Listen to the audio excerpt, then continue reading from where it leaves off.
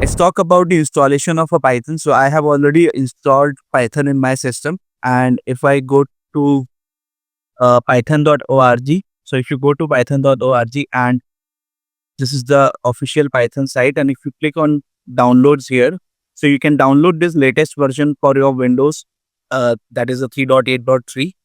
And after you are downloaded, you will get the exe file. And as soon as you have downloaded it, that's it. You don't have to do anything. You just click next, next, next, accept the license agreement, agree to their policies basically, and your Python will be installed. You will get an option there to select the environment variable. So you just check box that thing.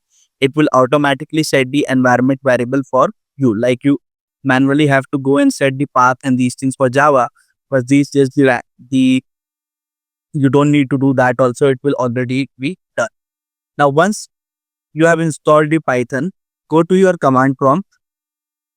Just type Python hyphen version, and you will get to know that what is it your Python installed or not. If this command is not working, it means your Python is not installed correctly, or there could be the reason that your environment variable is not set up correctly.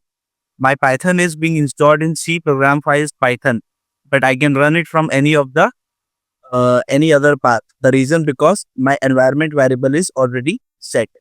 Environment variable is set, and I can run it from any of the place. And this is how I can run it by the Python minus minus version, and this will tell me that my Python has been installed.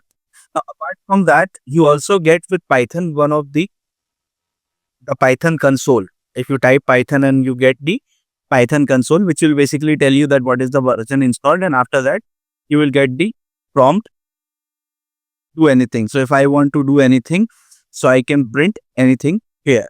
Okay. If I want to if I want to do any other operations, I can do here. Okay. We'll discuss about all this, that how you can do all these things or not. Now, this is about the installation of Python.